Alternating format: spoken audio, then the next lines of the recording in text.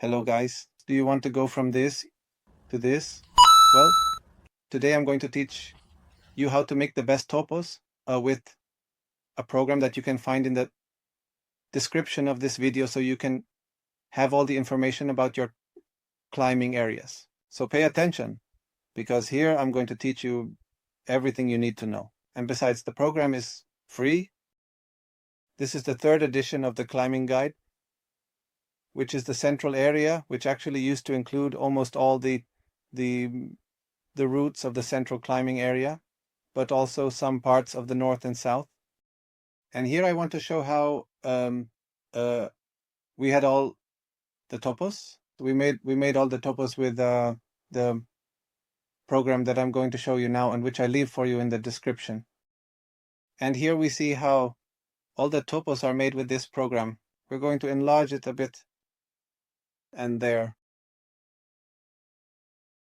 And this is what I want you to learn, and what I'm going to teach you next, so that you can make your own topos and create your own guides if you wish to do so. Okay? This also helped us to draw the maps of the place as well. For example, here we drew the maps of how to get there, or of the area, etc. A short announcement. Finger strength and Tindeq course lasts 5 hours. Finger strength planning course lasts 7 hours. The videos are already recorded, so if you want them, you can buy and watch them immediately. And if you also want to train with me, just write to me on Instagram, whether it's for the Tindeq finger strength courses, finger strength planning, or if you want to train with me. The second thing we need to do is choose our photo. Our photo, in this case, I have a photo of Chacabuco, which is a sector in Chile. And I first checked the size of the photo. The photo is 2,600 by 2,500. This photo is very large, so I have to convert it. I have to make it smaller. The maximum height the photo should have is 1,500. So what I do is I open it with Irfan View, which is a program that I will also leave in the description. So I open it here, and I have the photo. I check the photo information, image information, and it is 2,600 by 2,500. Okay? All right. So again, I open the image, and I'm going to change its size. You can do this in any photo editor you like. I use this one because I'm already used to it, and because it's very easy to use. So I go to convert, and where it says height, I set it to 1,500. And done. Okay. And the photo is now at 1,500. So now what I do is save it. I save it in the same folder. I give it the same name, okay? But I'm going to add initial to it. Initial. Okay? Save. So now I go to the folder, and the photo appeared. So now I click it again, and the photo is 1,500 by 1,500. 1,500 in height, perfect. The width doesn't matter, but it has to be 1,500 in height. Okay? A short notice. Finger strength course and Tindeq lasts 5 hours. Finger strength planning course lasts 7 hours. The videos are already recorded. It's just that if you want them, you buy them and you can watch them immediately. And if you also want to train with me, just write to me on Instagram, whether for the Tindeq finger strength courses or finger strength planning, or if you want to train with me. All right, so let's look at the program, okay? So here I have my beta creditors program. I open it, okay? We are going to enlarge it, and here it is with a bunch of tools, okay? File, which is new, open, save, and other things that we will see later. Edit, which we will look at later. View, which we will also look at later. But here, open, save. This is the selection tool. Let's see. Let's open a better photo so that it becomes clearer. And here I have to choose, obviously, the one with 1,500 in height, okay? Which I already showed you how to resize key, okay? So I open it and it gives me the original photo. So what I have to do now is zoom out the photo. So in view, I do a zoom out, a zoom out, a zoom out until I see the photo the way I want to see it. So here we have a selection tool, a line making tool, a cross making tool, a fish making tool. This tool that I'm going to open, which is for an arrow that I use like the chain and different circles with numbers, which I use to name or the lines that correspond to each route. A tool for writing, a curve making tool, which I will explain later. The lines as I want them to be, whether they are continuous or dashed lines or dotted lines. Okay? Here the color that I want, the lines or the chains or the letters. The size of the lines, for example, more, less, okay? And here I can also edit the image. I can increase the contrast, decrease the contrast, increase the brightness, whatever. I don't do this because the image, I want it to be ready right from the start. So here, reset, my image is already ready, so I'm not going to do this. If you want to do it, that's up to you. So having my image, and obviously I need to know where the routes are, where the climbing paths are. So I start first by marking where the chain is, and this is what I use as a chain. So I click it, okay, where I want, and I'm going to place a chain here, but it turned out too small. Why? Because it's set to 4. So what I want is for this to be smaller. I'll go to Edit, Delete, and I'm going to increase the size. I'll increase it to 9. So I click it again and there it gives me. But I think that's too big. So I'm going to make it a bit more small. I'll set it to 7. I'll put one next to it. That seems more reasonable, okay? And actually I can try again with an 8. I'll put it here. And I think no, that I'll stick with 8. So what I can do to delete this is edit and go back with everything. But if I've done a lot and I want to delete something in particular, I go to my selection tool, select the ones I want to delete. I want to delete this and delete on the keyboard. Select this, delete on the keyboard.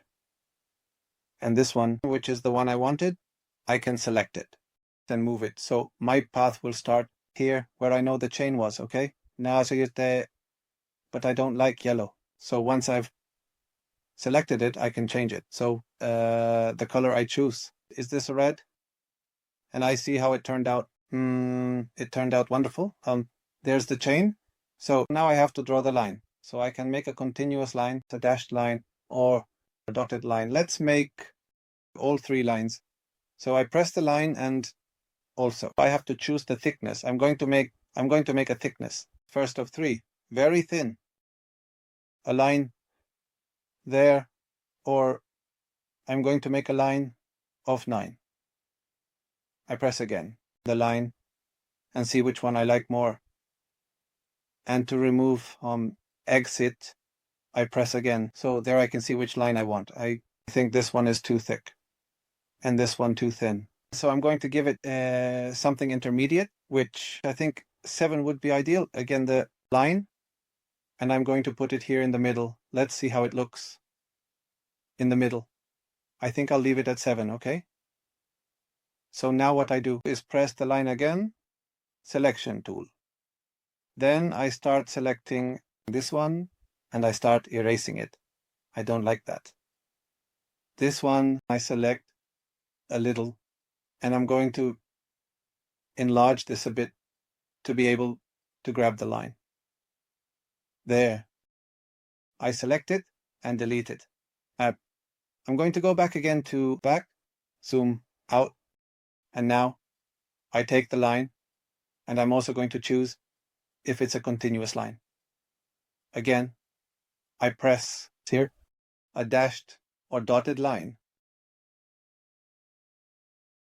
or a line with dots up here, a line with dots here, and I'm going to zoom in to see how they look. And no, I like this one better. The continuous line, the dashed line. So again, just a simple tool. Simply click. I delete it. Right now, click here again. I delete it and click here again. And I'm going to delete it. Again, I zoom out and start drawing the root line. So I already know where it goes. So I'm going to put a dashed line. I'm going to set it to 7, which is what I like, and start making the line. So it starts on the chain, and this root went here, went through here, came through here, came through here and here. Okay. And now I have the line. Okay. Now I'm going to put all the chains. There was a chain here, another here, another here, another here, and another here. I already have all the chains, okay?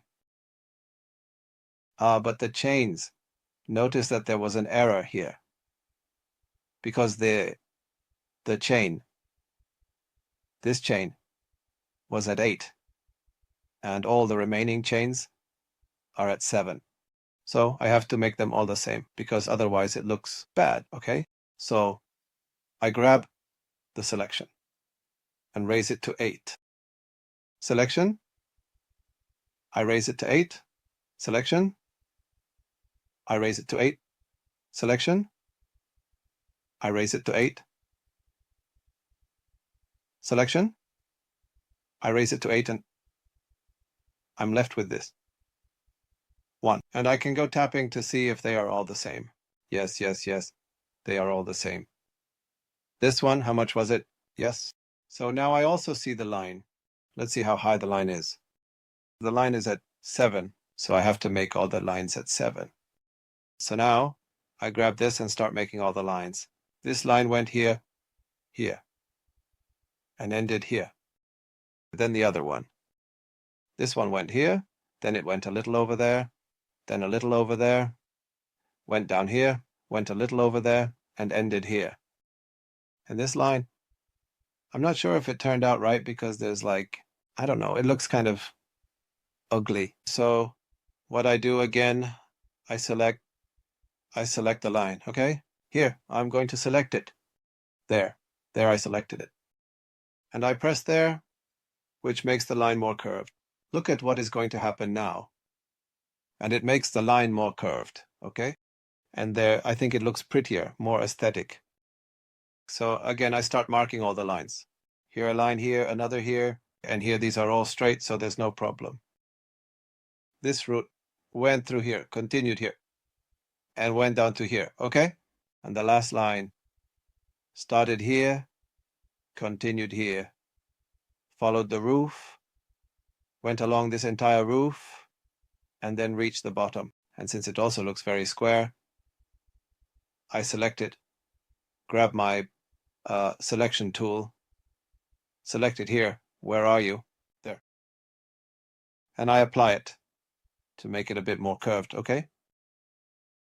And now I have all my my lines drawn. Now what I have to do is identify them. So there are 2 options here. I'm going to do the option that I don't usually do, which is to write. So let's suppose these were 6B. Then I put 6B, but I have to. 6B looks very ugly to me. And actually, I can move these. I can move it here. I can put it on top. I can put it next to it, wherever I want, right?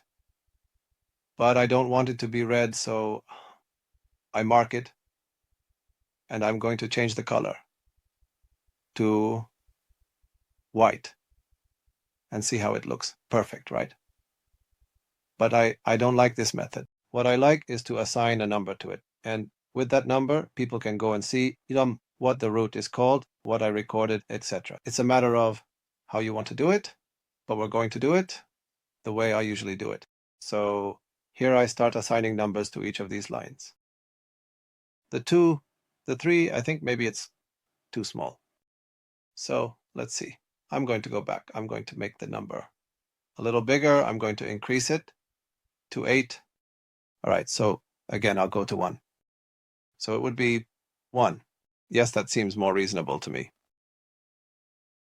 2, 3. There goes the bit 3. This one goes in there. 4. 5, I'm going to put it here on purpose. I'll explain why later. And 6. So everything seems fine to me. But I made a mistake. I already put this 5 somewhere else. So again, tool, I click it and move it where I want it to be. I can also click it and move it a bit more. And there it seems to me, I could also move this one a little more over there. Perfect. And I don't want this to appear, so I click it, select it, and delete it.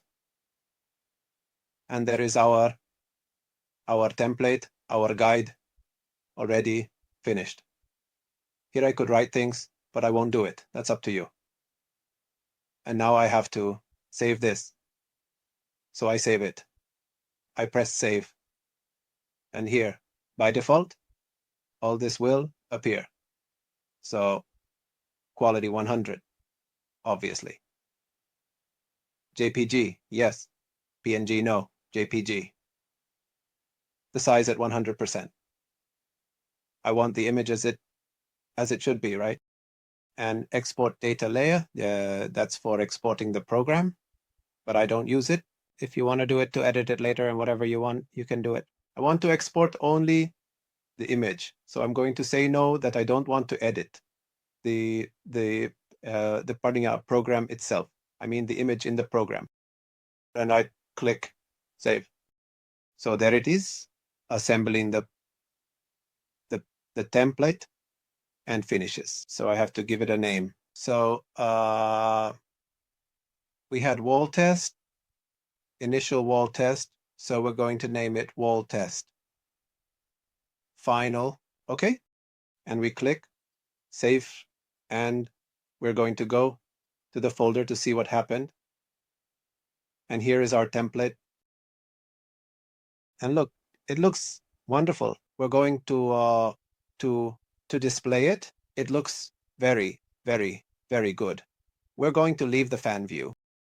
And notice that obviously what you see in the program, the quality is much lower than what you see in the photo. Why? Because it's in the program. And finally, since I saved this, I can start another template. So there I would have to click File, select New. It will ask me, hey, are you sure you want to make another one? I say, yes, okay, all right. And there I can start another one.